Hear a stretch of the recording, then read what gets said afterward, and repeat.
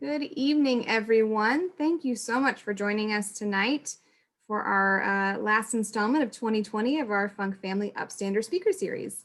I wanted to make just a couple logistical announcements before we get started. We do very much encourage questions during tonight's program. If you want to go ahead and locate your Q&A button, if you are on a desktop or laptop computer, it will likely be at the bottom of your screen.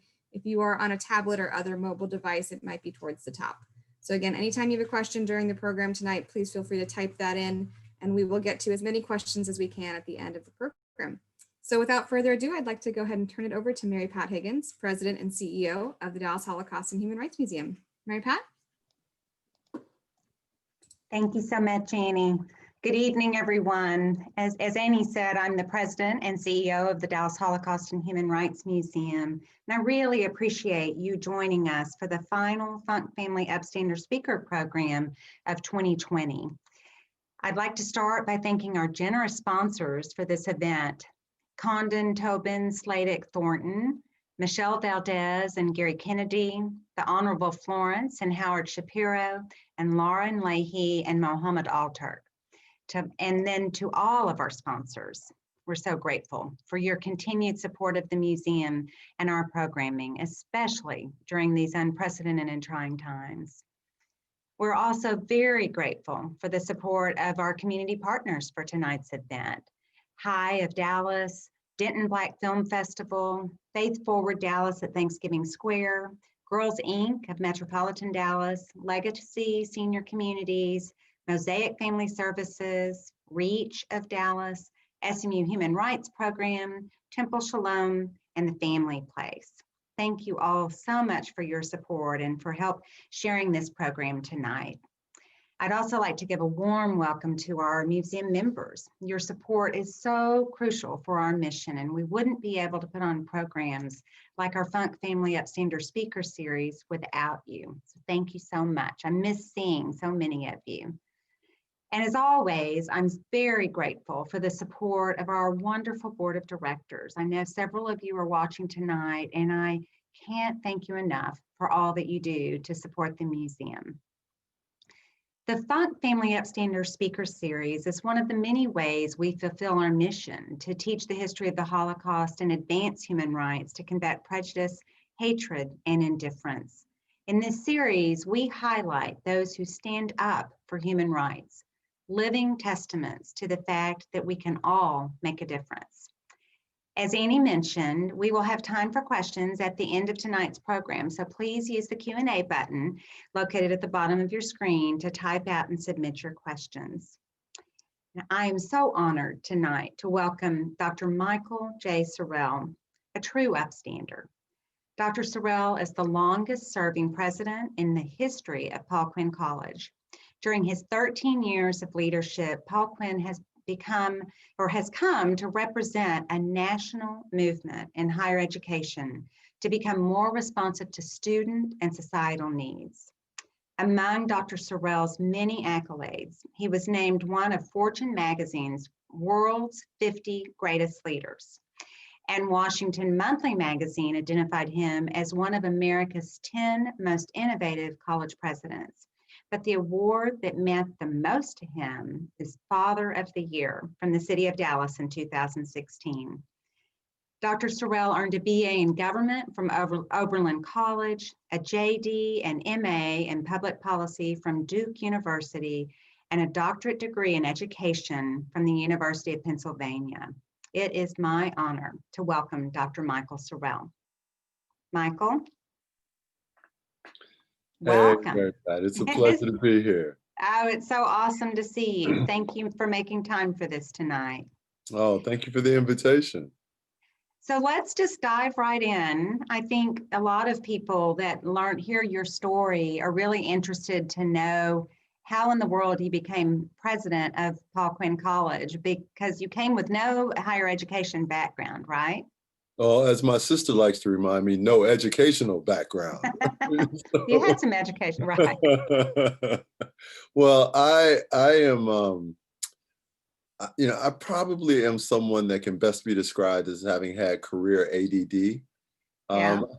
I tended to be attracted to interesting things and interesting people.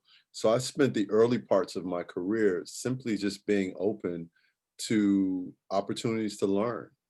And I was very, very fortunate. I mean, I came here to work with Jenkins and Gilchrist, one of the old venerable Dallas law firms, and just had an incredible group of lawyers there that mentored me and took me under their wings. And then I was fortunate enough to go work in the Clinton White House, and that was an extraordinary Amazing. experience. I bet. And then came back and worked with Tom Luce and Dell Williams, which really was just an apprenticeship in how things get done. Right. I then worked with public strategies and did crisis management work.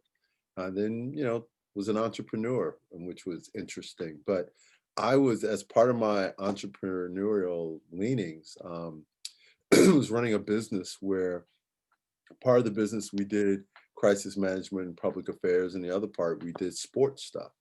And one of the sports things was I represented some guys I had gone to Duke with who were negotiating to buy the Memphis Grizzlies. And if we had been successful, I would have been president of the franchise and had a small ownership stake. Wow. And I'm literally driving down the highway to scout Kevin Durant at that time, and when he was at the University of Texas. And I got a phone call from the chairman of the board at Paul Quinn, who said, "Hey, how would you like to be president?" And, I was on the board, but I had an interesting relationship, and I was just frustrated. And I told him, I said, "Well, listen, I appreciate the offer, but we're buying a basketball team, and I'm moving to Memphis. I have no idea what you can pay me, but I'm positive they're going to pay me more. And I'm embracing the Range Rover phase of my life now," right? And he said, "Well, you could do both." And I said, "You can't do both. You can't be a president of a college in Dallas and a president of an NBA franchise in Memphis. That's not going to work." True. And he said, "Well, you should think about it." And so I called my sister, who is a public school teacher in Chicago, and I told her, I said, "Listen, I just got asked to be president of Paul Quinn College." And she's incredulous. She says, "Oh, of course you did, right?" She said, "Because stuff like that just happens to you. You're buying a basketball team, even though if you have that kind of money, we really need to talk because you haven't supported your sister nearly enough, right?" She said, Right. she's like, "You don't know anything about education. I'm the educator in the family. I've been a teacher. I've gone to graduate school for this stuff." She's like, "This is ridiculous." And she said, "Do you know who you are?" And I said, "Yeah, I'm the new president of Paul Quinn." Yeah, And she awesome. said, "No, you're the Black Forrest Gump, right? The stuff just happens to you." And but she wasn't really wrong, right? Right. I didn't know what I was doing. I didn't know what I didn't know. What I did understand was that people deserved better than they were getting at that moment. And I did understand underutilized and undervalued assets. And I just, look, at my core, I'm an activist. I believe people deserve the very best things in life. I don't think there should be poverty. I don't think that people should be neglected. I don't think that wrong should masquerade as right. Right. And it turns out that the perfect vehicle for me is being a college president, and being a college president of a school like Paul Quinn, where we can engage in the issues of the day. And Right. it's been a gift, and it turns out it's been my calling. Well, it's a gift to our community and to the students too. So thank you. No, It's sounds like a labor of love. And so tell me, I understand your passion, for changing the community and elevating people and giving everyone opportunity. But tell me about your passion for education. I mean, what drives you there? Well, literally everything I am came because I was rigorously prepared. I Right. mean, I am fortunate. I've attended the very best schools this country has to offer. And that has been consistent throughout my entire childhood. And what's fascinating about that is my mother grew up in rural poverty in, the northern part of Louisiana in a town called Waterproof, Huh. right? Her mother had gone to college and graduate school. Her mother was a teacher, My grandfather had played pro baseball in the Negro Leagues, and he, was a handyman. I think he went to college for maybe 15 minutes, right? Wow. And then my mother had gone to college, had gone to graduate school, but my father didn't go to college. He grew up in a single parent home in New Orleans, but they built this incredibly successful business. So they were entrepreneurs. And for me, I recognize that if you are educated, then you become unfit for the atrocities of life, right? Mm. You know when people aren't being honest with you. You know when life isn't dealing with you in a manner that is fair and equitable. And when I saw and when I see what passes as good enough for Mm. entire segments of our community, I just think it's an abomination. And I think we have a responsibility to speak up. We have a responsibility to do right by people. Mhm. And, it's just that simple. But I want to be clear. I'm an activist educator, right? I mean, I would not Right. be happy in an environment where, as an institution, we could not address society's wrongs. So how long was it, Michael, before you shifted your focus? When you came to the school, there were all kinds of issues to take care of, and we can talk about that, but you had your work cut out for you. But how long was it before you shifted your focus from just saving the school to starting this movement to end poverty? Well, so one of the things that's important to understand about my psychological makeup Uh-huh. is I don't ever believe in losing, right? I just don't. I'm firmly committed to the inevitability of my own success, right? And I, if you tell me no, I don't hear no, I just hear not yet. And if I stumble at something, then I don't ever think, oh, I was aiming too high. I think, well, I wasn't aiming high enough, right? So this is the Lord's way of redirecting me that I should have been here and I was aiming here. Right. So early on, when we were struggling, I realized I was like, the problem here is we're just not thinking big enough, Hmm. right? Like we're stumbling, we're experiencing temporary setbacks because we aren't seeing a big enough picture. And candidly, when I took the job, thinking I had a model in mind where I thought Paul Quinn doesn't work. It's just a school, right? Right. Like that's not like why would that be like why would that ever be enough? That's not going to command anyone's attention. And by the way, by the time we got all those things straightened out and be a school on the level of the institutions I attended, Mm-hmm. I was like, and because that was my only frame of reference, right? Like, this is the only thing I understand. Right. So I can't be president of Paul Quinn and think, oh, my students don't need a Duke level education or they don't need an Oberlin level of education. All I can think about is my students need exactly the education that I had, right? Right. I mean, I don't know why you would want less for anyone else's, child than you would want for yourself or your family. Absolutely. And so I thought at first the play was a real estate play, right? I thought we have 140 acres. Uh-huh. We're in a part of the city where there's nothing really.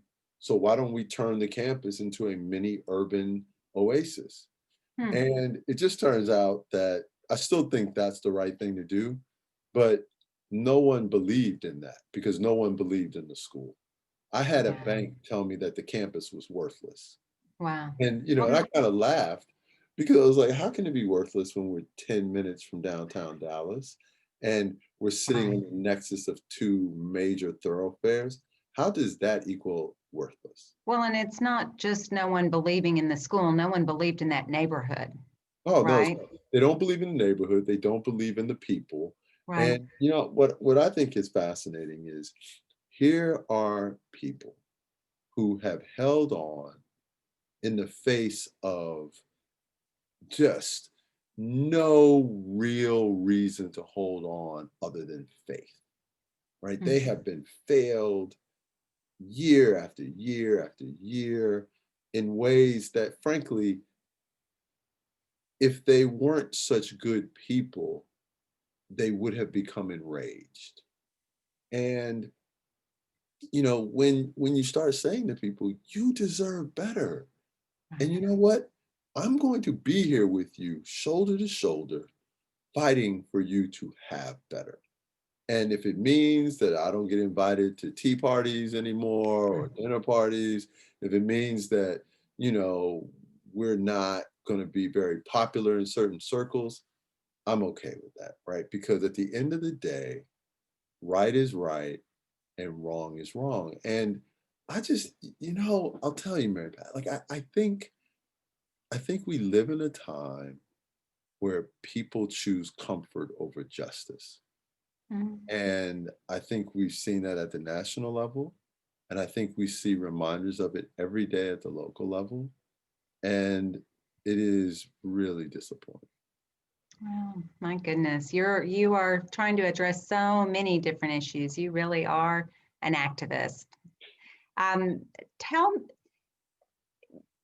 Tell us about what you have done, Michael, to really change the curriculum.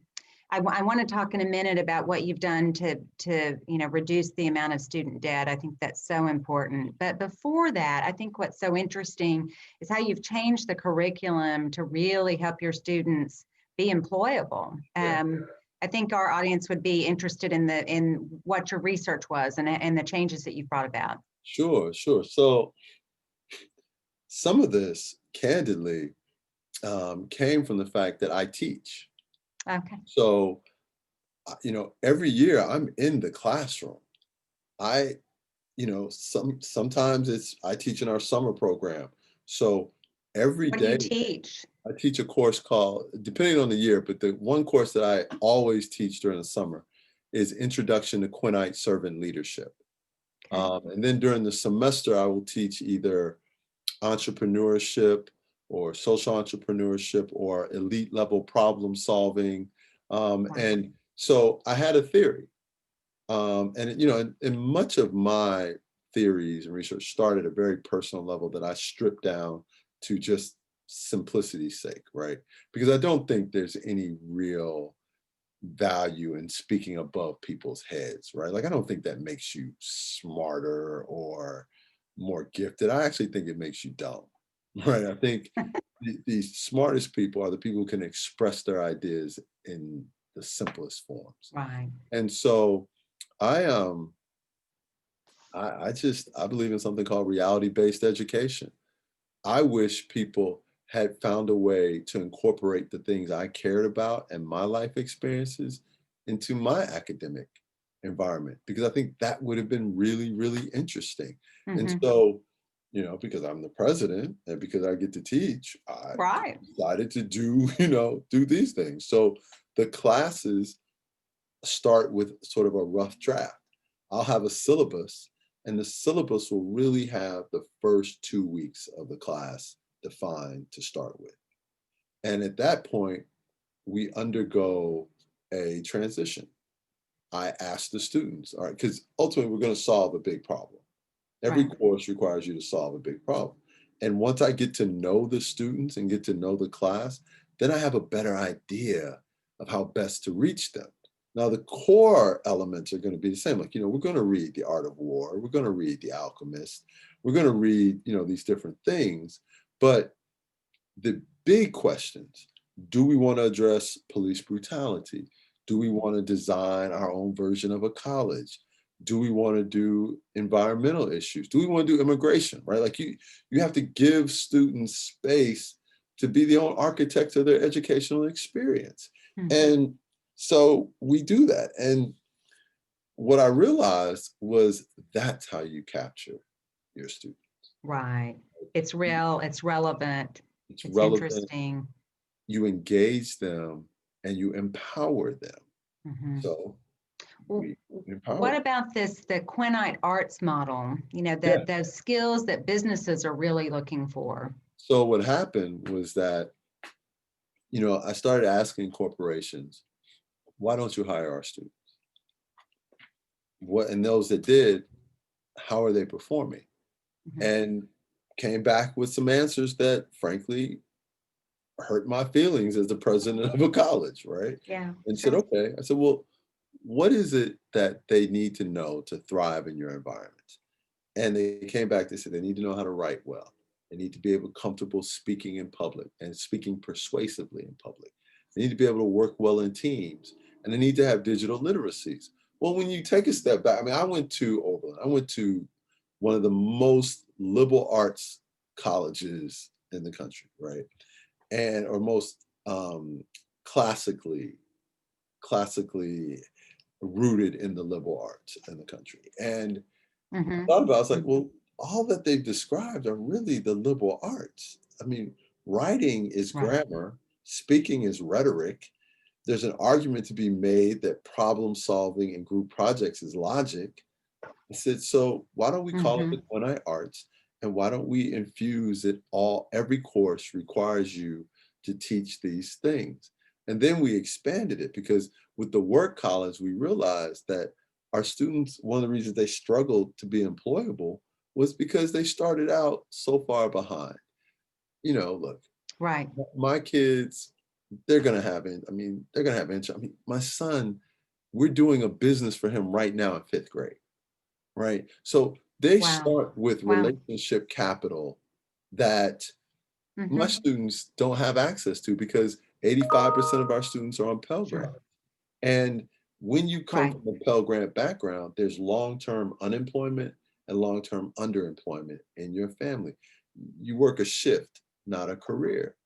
And so someone has to stand in the gap for you in a way that doesn't make you feel less than because of where you're coming from. The work program Right. levels all of that. So if you come to Paul Quinn, you really are going to get 3 forms of educational opportunities. One is you're going to get the subject matter expertise from whatever it is that you major in.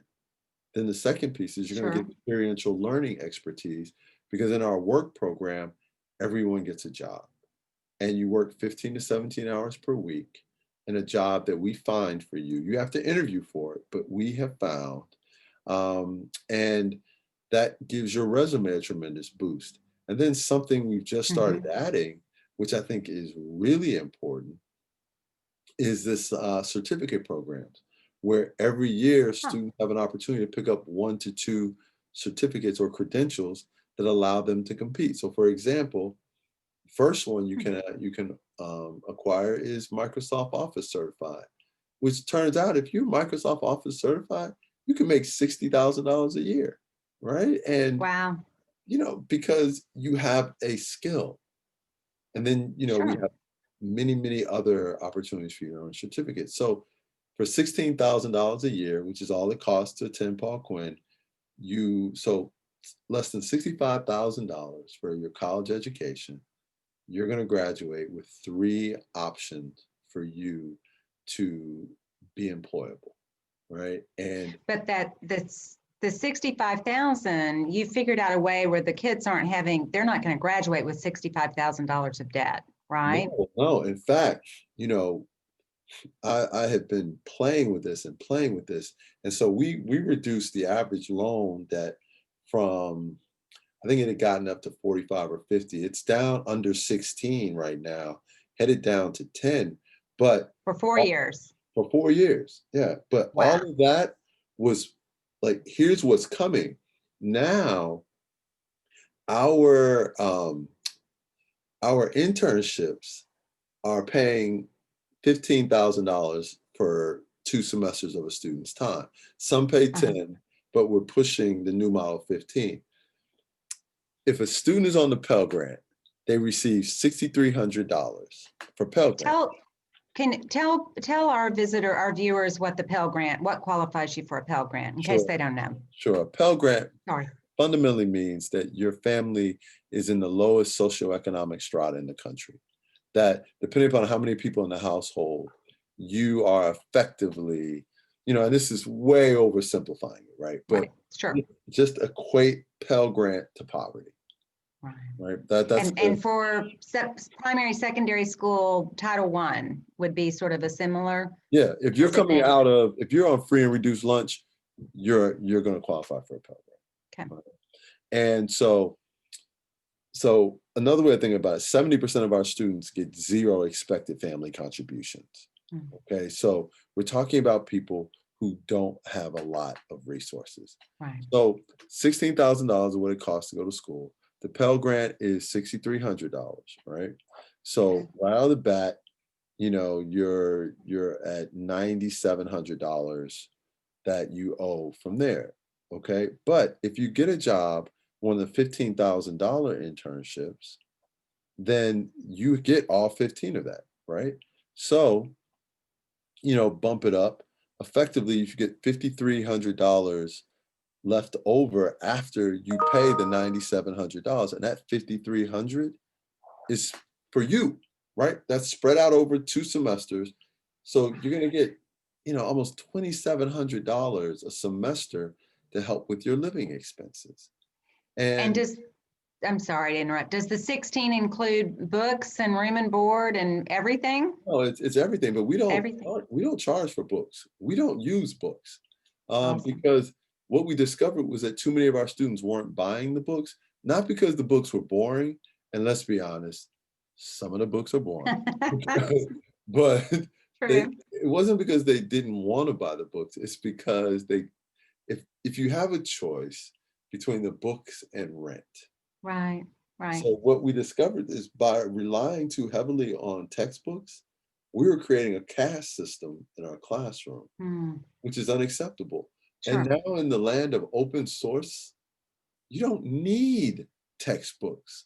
What you need are faculty members who are creative enough to help you get the knowledge you need, get the information you need, without having to make a choice between rent and a textbook. Right. So I interrupted you. So the students are, may actually not only not have debt, but they've got some spending money. They've got a Absolutely. place to live in a supportive environment. Yeah, they're surrounded by people who love them. Yeah. And what we're trying to do is we don't believe in focusing on people's deficits. We don't want to spend our time talking about what you do not have. How depressing would that be? I mean, listen, if I sat with a group of people all day and all they wanted to do was talk about I didn't have any hair, right? Like, I know I don't have any hair, but if we're going to start and spend our whole day on the things that you don't have, Right. I mean, No fun. how long before that just beats you down? That would be brutal. Yeah. Well, and I think, the important thing about, the students that you're dealing with that are coming, really with no resources, very little help from their families to support them while they're there, need more help than just the education and room and board. I mean, I know that you're educating the whole person and you are taking care of the whole person. And I'd love for you to share with us some of the partnerships you've developed to provide medical services, mental health services, and let's don't forget healthy, fresh food from the farm. We so our entire model is built on addressing the issues of the day, right? If you are a student, we will address your issues.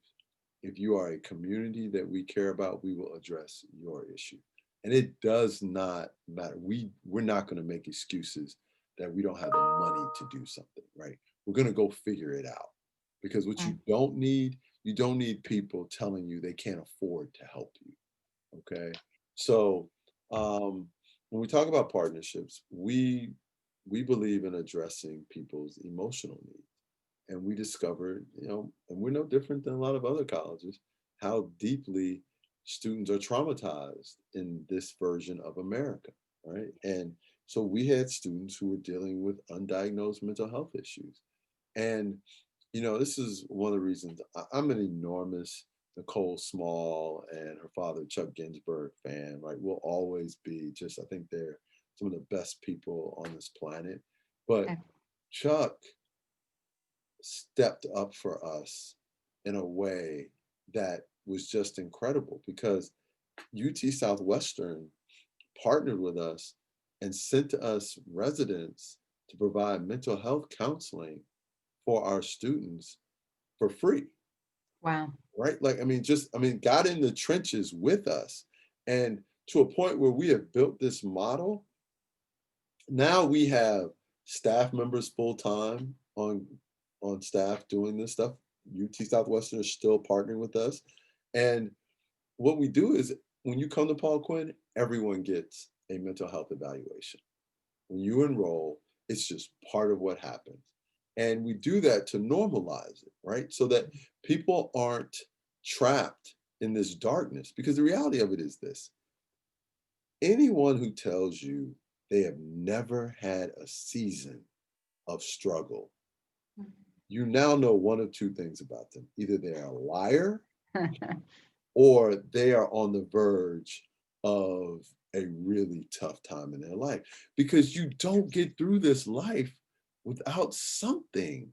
That's right. We all have our struggles. We all have our struggles. The difference is, you and I are parts of communities where we understand it's a season, Yeah. not a lifetime. It And doesn't so define us. it doesn't Right. define us. It's something that we have to go through.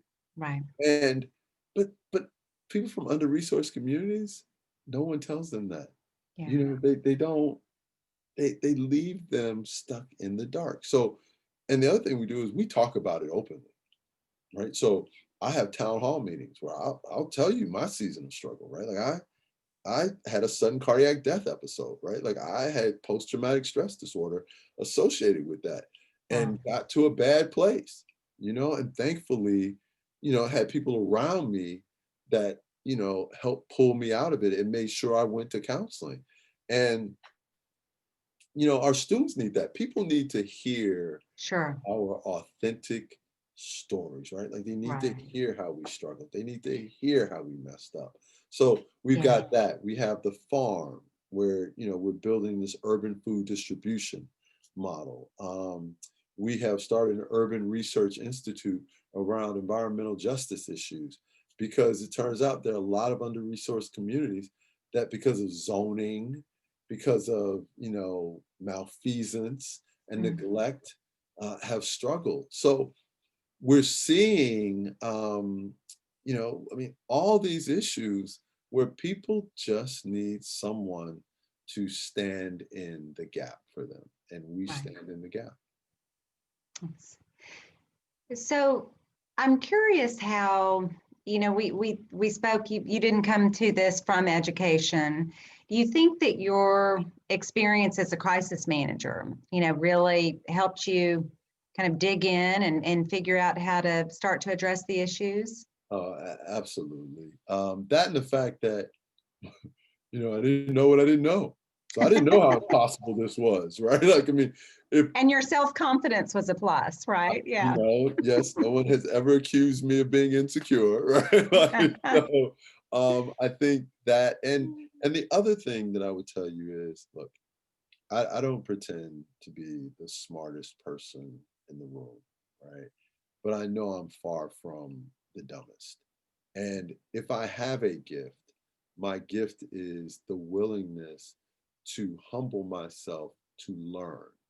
Yeah. Right? I just don't want to fail. I don't want to fail people who believe in me. So if the choice is arrogantly fail them or humble myself to ask for help and to do the work, and I will not be outworked. Those first few years, I worked 7 days a week, 17, 18-hour days. I'd do all the normal business of the college. And then when everyone else would go home, I would just read everything that I could read, because I just didn't want to fail people who trusted me. That's And wonderful. that's what I've tried to do in everything. Hard work pays off. Absolutely.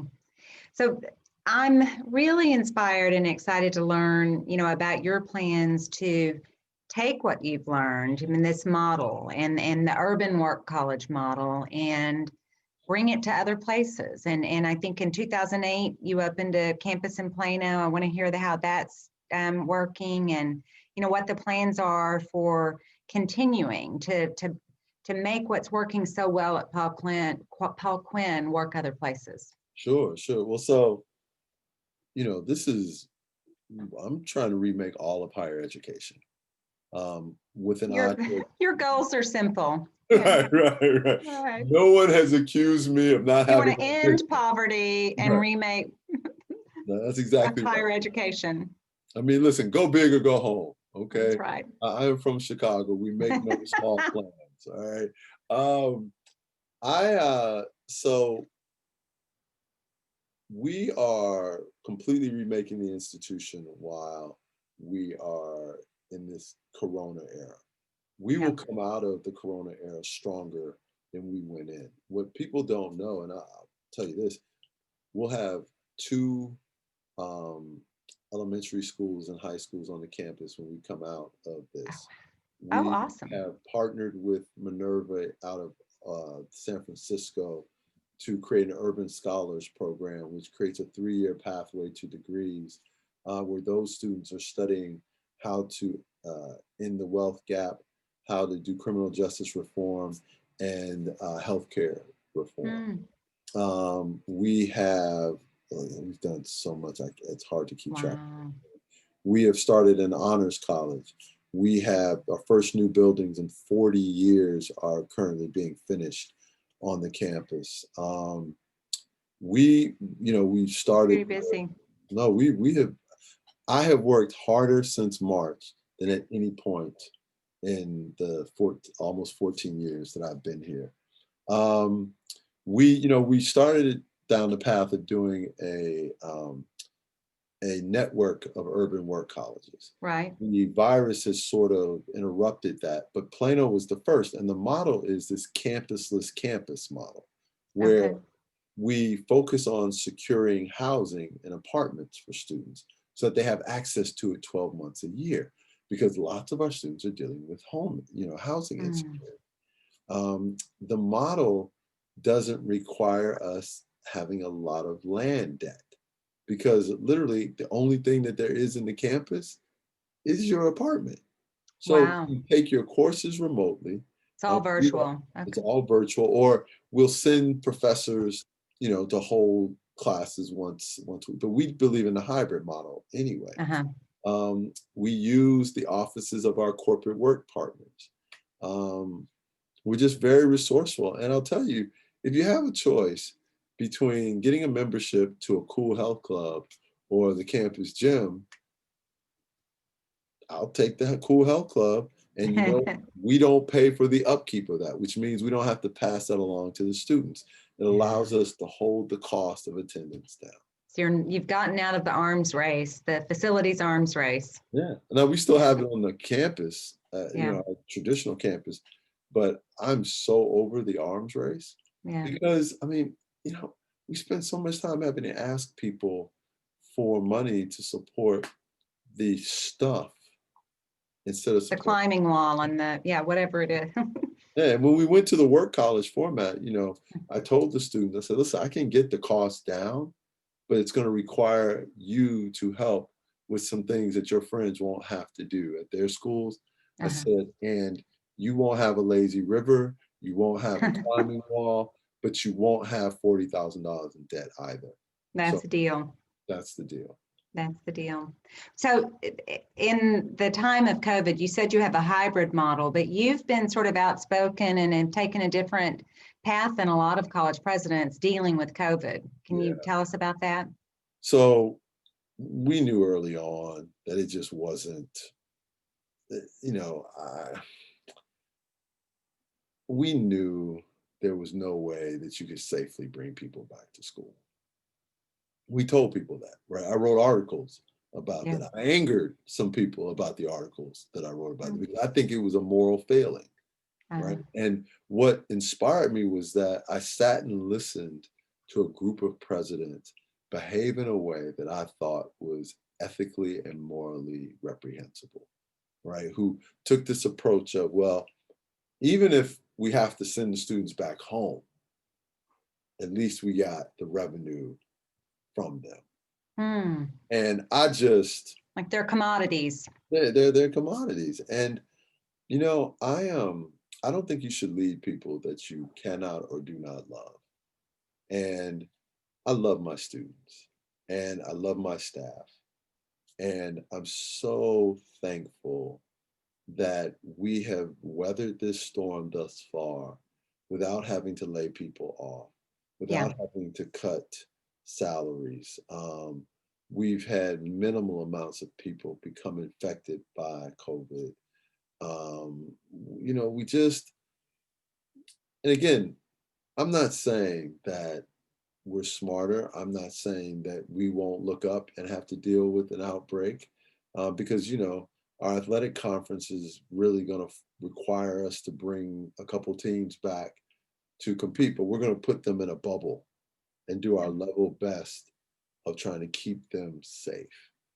And I just wish that higher education wasn't in a space where the bottom line dictated so much. Because let me just tell you and all the wonderful people who have decided to spend this part of their day with us.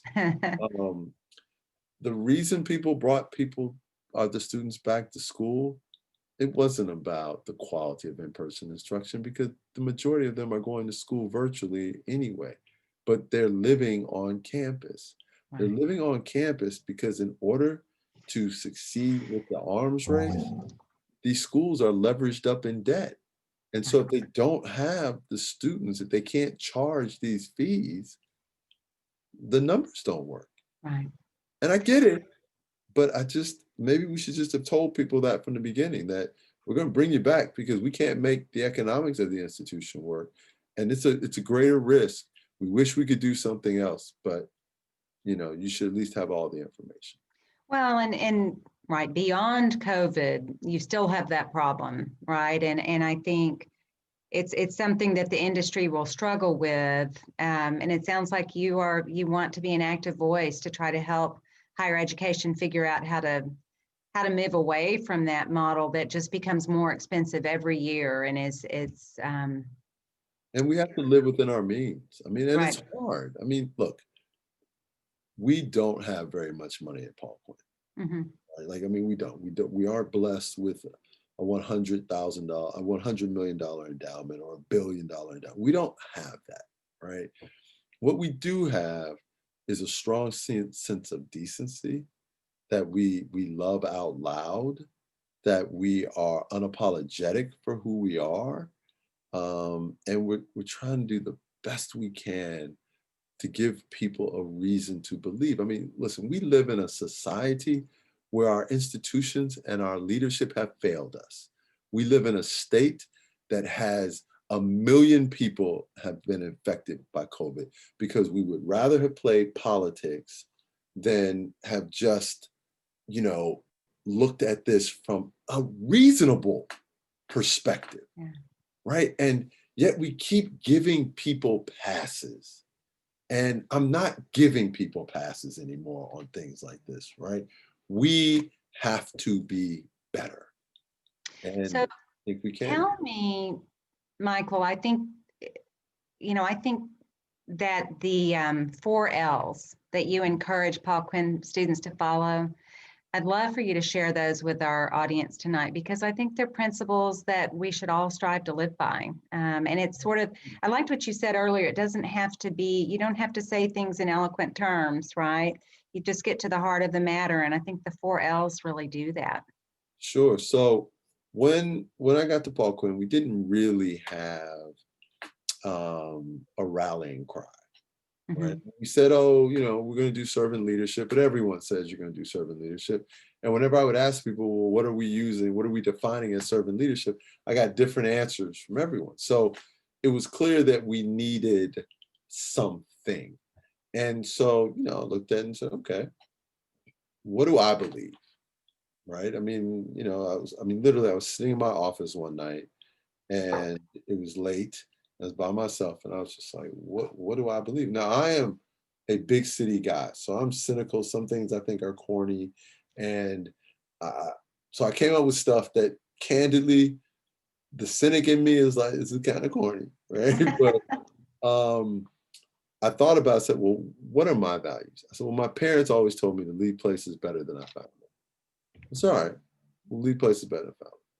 Then said, I went to a Jesuit prep school and they told us to be men and women for others, right? So that means you must love something greater than yourself.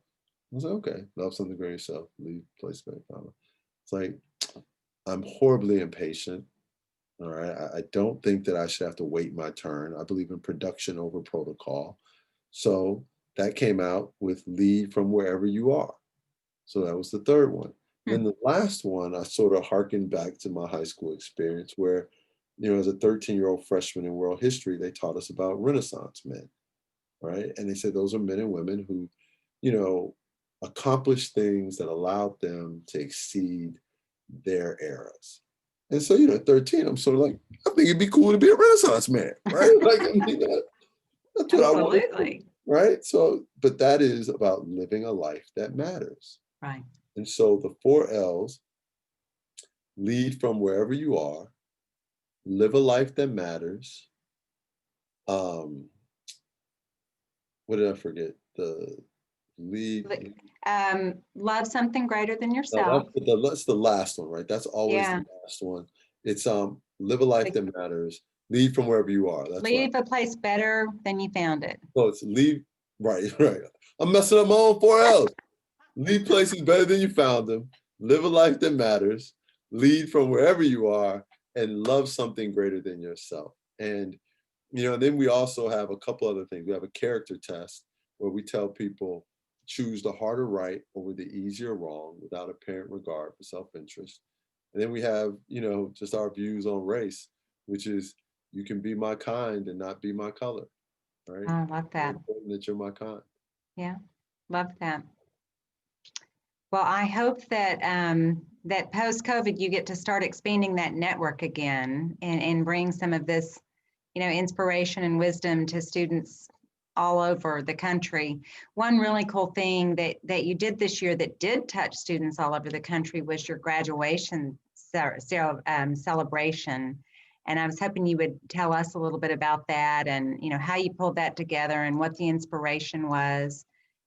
The Show Me Your Walk graduation Sure. event. Yeah. So I literally was sitting at the desk that I am right now. It was a Saturday morning, and I was reflecting upon conversations I had had with some of my seniors. And, these were people who were heartbroken because they didn't have their moment. Oh, Now, they have their degrees, right. have great lives, but they didn't have their moment. And I knew, especially these two young ladies who had been really torn up about it. One of them is, my adopted daughter. The other one is just a student who I just adore. And, I thought about it. I said, well, wait a minute. If I am, sounds like you have a dog. Do you hear her? I'm sorry. Oh, no, I grew up with dogs. That's how I knew what was going on, right? Like I knew the sound. Yeah, she's getting impatient. So what's her name? Jenny. Hey, Jenny. But I really, I thought my students can't be the only ones struggling with this. Right. So why don't we go solve everyone's problem and create an HBCU commencement, right? And or a commencement experience. And I spoke to my friends. One of my good friends is the president of the consumer banking division at JP Morgan Chase. Called her, she loved it. She called some people, they loved it. And then I called my friends at the NBA and some other places, and people embraced it. And we had 77 schools. We had I can't remember the amount of graduates. It was 30,000 or 40. Wow. I mean, it was something just incredible. Barack Obama, President Obama gave the commencement address. I mean, it was just, It was it, very cool. yeah, it just was phenomenal. Yeah, and you did that for those kids. It is, that's the horrible. I mean, as adults, there's so many inconveniences, and there's scary things and uncertainty, all related to COVID. But our kids are being robbed of some really critical experiences, and I hate that. So good for you. No, thank you. Yeah. Well, I want to save time. I could talk to you forever. Jenny and I, would like to just sit down on the couch and hang out, but I think that we have some really good questions coming in from our visitors. So if you have some more time, let's ask a couple of questions. Let's see. Okay, so what was Paul Quinn College like when you first arrived? And did you know what you were walking into, or was this a surprise? No, I didn't know how bad it was. I said, I was on the board, but we didn't know the full scope of what we were dealing with. The real clue came, Boston Consulting Group, done this study, and they painted a really bleak picture. And that's when it really hammered home. But I have to be honest, even having read that report, there was no way to fully understand what this was going to be. I mean, we had 15 abandoned buildings. Wow. The entire front of the campus was abandoned buildings. We had 30 days of cash on hand. The small endowment we had was encumbered. It was just everywhere, everything was broken. Just to give you a sense of it, this was 2007. Mm-hmm. We didn't have call waiting. Wow. So a good friend of mine wow. was calling, and she said, I kept getting a busy signal. And I said, well, maybe you were just calling because she's like, no, I don't think you all have call waiting. Wow. And I was sort of like, everyone has call waiting. What do you mean? We did not have call waiting. I mean, we produced some roses that were growing from the concrete, but that should not obscure the fact that we were a broken institution. Wow. So you, you spent the first several years just really addressing those most critical issues, but you didn't waste much time getting rid of the football team. I think my first week. That made you popular, didn't it? Yeah. Listen, that's 14 years ago, 13, 14 years ago. I still have alums who send me hate mail via social media about football. You would have thought that I ended their pro football career, right? I'm like, listen, buddy, whether you realize it or not, this was about as good as it was going to get. Well, and for our viewers that don't know, not only did you get rid of the football team, but you planted a garden on the field, right? We turned the football field into a farm. It's an organic farm. It's got a greenhouse. Awesome. Pre-COVID, we had chickens. I mean, it's amazing. It's an amazing facility. So the next question, it says, why is the Paul Quinn model not used more often? How do we get to the point where colleges are following this model? I bet they're talking about that work-study model where where the students are leaving without debt. But the model of doing all the incredible things you're doing too is of interest. Well, it's not easy, right? I mean, and people need to understand how deeply invested institutions are in their own traditions and legacies. And, I have said this, the institutions that successfully navigate the COVID era, will be institutions who are more in love with their students than their traditions. And higher ed is a tradition-bound place. I mean, can you really imagine SMU being a work college? Yeah. Can you really imagine SMU being an institution that would take this activist approach? And SMU is a phenomenal place. Like Gerald Turner is a good friend of mine. So this is not being disparaging. What I want to get across is think about how they are their traditions, the history of that institution. It's something they draw enormous power from. Right. To then all of a sudden say, we're going to throw all of that out and embrace a radically different model. I don't know how they would sell that. I'm not even thinking that they should. No, and in a way, you had the gift. I mean, the school was broken, and Yeah, so you had to create a new model. we were unencumbered by a history of success. Right. So Right. But you're right. When you're swimming upstream against a successful institution, it'd be much harder. yeah, no. People, when I was in crisis management, someone once asked me what was my biggest challenge in managing a crisis. I said, it's the people who don't realize they're in a crisis. Denial is a very powerful drug. Interesting. Very interesting. So sort of along those lines, the next question is, when you are dealing with something really hard, what are your sources of power? What do you draw on? So I really draw upon the lessons from my family. My mother used to tell me all the time as a boy growing up that it's always darkest before the dawn, and that this too shall pass.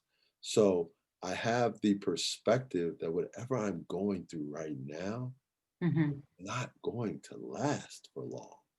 It will feel as if it's lasting a lot longer because I'm going through it.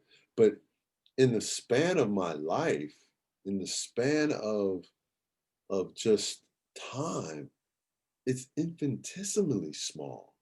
Right. So it's about perspective. So whenever I'm going through something hard, I just try to keep perspective. Fabulous. Great advice. Very great advice. Here's one, Michael, from a graduate of an HBCU, says, go Grambling. Okay, we won't hold that against them.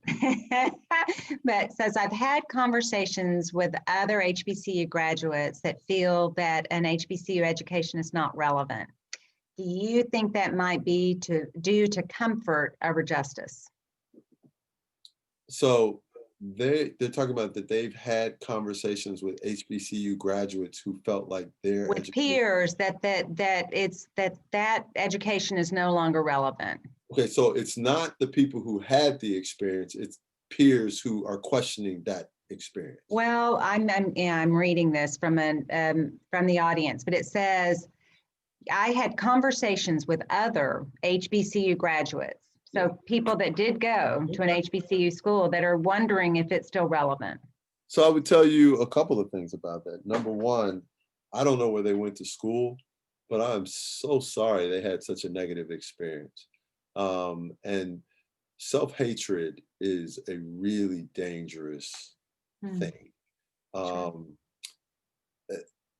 No one questions whether or not, let's pick a school.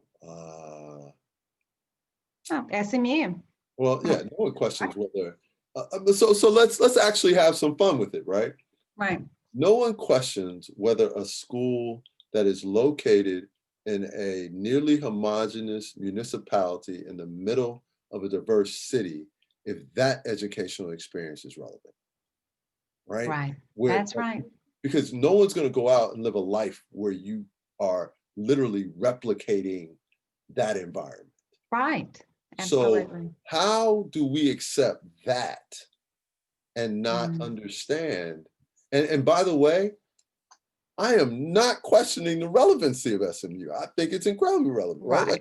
That's right. not what Absolutely. this is. I'm just drawing a parallel from, if we're going to question a historically Black experience, then the best parallel I have for it is Brigham Young, SMU, Notre Dame, okay?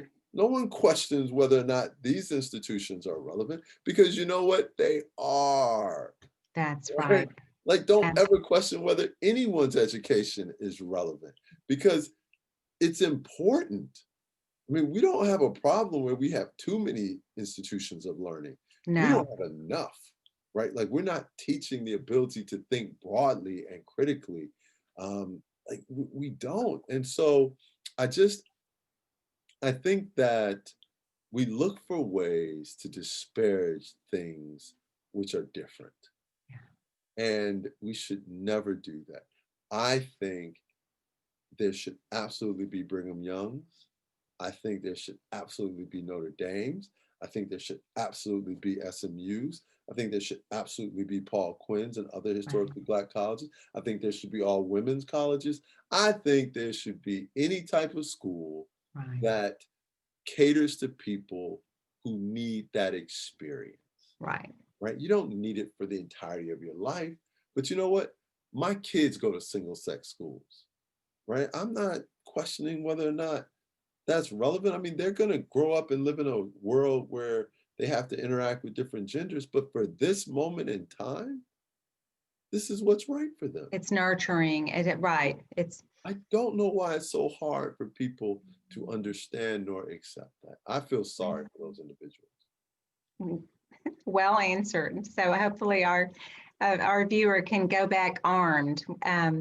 So the next question, and this is really important, is how can we enable a movement of corporate America to sponsor and enable the growth of Paul Quinn and other HBCUs and predominantly Black colleges? How do we get corporate America to wake up and really be supportive? Well, I think they're starting to do much more. And corporate America has always been supportive of a select group of HBCUs, right? I mean, Howard and Spelman, Hampton. And now I hope that they just understand that there's something else out there. I mean, look, we are considered one of the 5 most innovative colleges in America. Wow. Not in Texas. When people talk about innovative institutions, they talk about Arizona State, they talk about Southern New Hampshire, they talk about Paul Quinn, they talk about what Purdue's doing. So we are now entering rarefied air.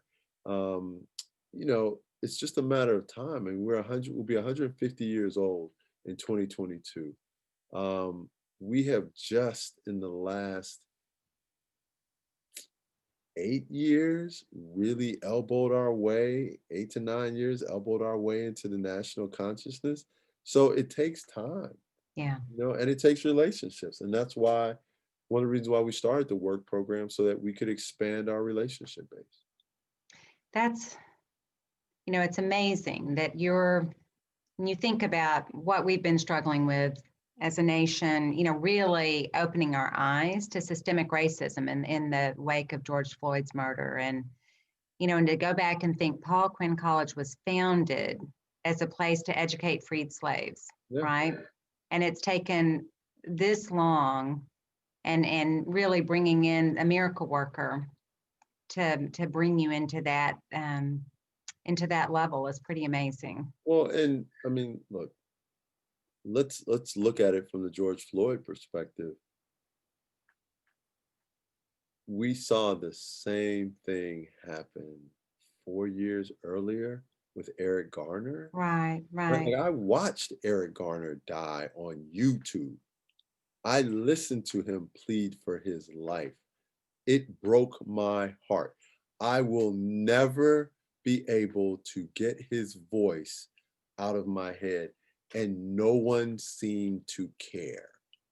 It wasn't like hundreds of people suffered similar atrocities.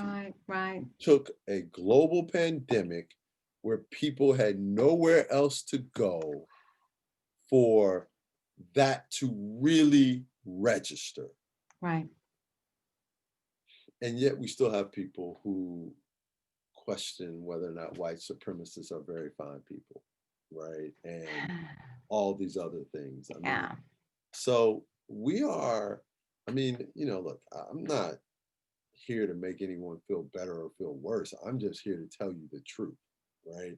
And the reality of it is we are in a place where we've got to answer some really difficult questions in this country, because 71 million Americans thought that what we are currently living under was okay enough to want 4 more years of this, right? And this isn't about being a Republican or a Democrat. Right. This is just objectively speaking, 71 million Americans were pleased with a global pandemic response that has killed over 200,000 Americans.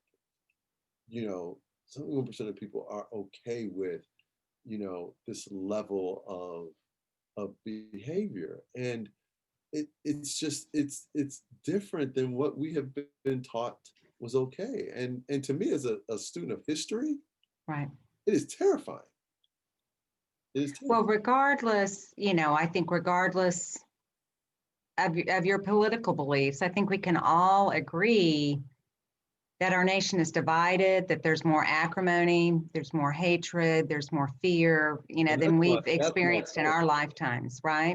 That's my point. Like, that doesn't have anything to do with your political affiliation. No, I'm not it's talking about politics. We have our work cut out for us, don't we? I'm talking about decency. That's right. And that has no political party. So let me ask you a couple of more questions, because people are wanting to really get to know you. What would you say has been the most rewarding experience for you personally and professionally? Oh, personally, my most rewarding experience is just my family.